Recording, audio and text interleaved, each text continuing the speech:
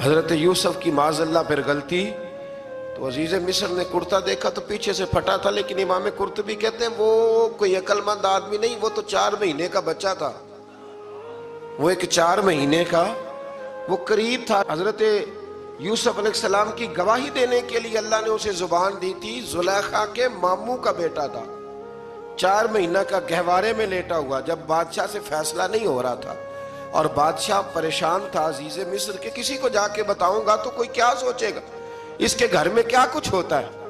کہتے پریشان تھا تو پنگوڑے سے بچہ بول پڑا، کہنے لگا بادشاہ اگر تو کرتا آگے سے پھٹا ہے تو پھر معاذ اللہ غلطی حضرت یوسف کی، اگر پیچھے سے پھٹا ہے تو پھر زلیخا کی، تو کرتا پیچھے سے پھٹا تھا۔ حضرت یوسف کے حق میں گواہی مکمل ہو گئی۔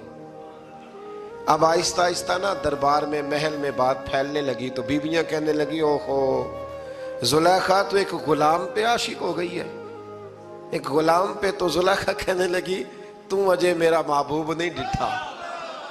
یہ رٹے ڈالنے والے دیکھتے نہیں اور دور کھڑے رہ رہ کے کہانیاں سناتے رہتے۔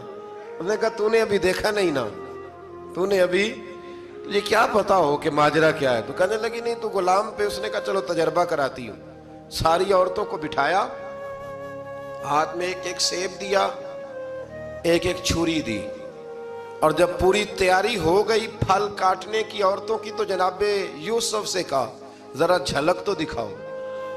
تو حضرت یوسف نے جب جھلک دکھائی تو قرآن کہتا ہے سیب کاٹنے کی بجائے ہاتھ کاٹ لیے، اور کہنے لگی اوہو یہ کوئی بشر نہیں، یہ تو کوئی فرشتہ ہے، یہ کوئی فرشتہ ہے، یہ تو کوئی اللہ تبارک و تعالیٰ کی طرف سے آنے والا کوئی کرامت والا عزت والا شان والا فرشتہ ہے۔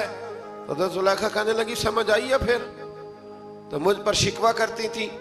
تو اب وہ بات بھی آہستہ آہستہ پھیلنے لگی کہ حضرت یوسف علیہ السلام کی غلطی نہیں، غلطی زلیخا کی۔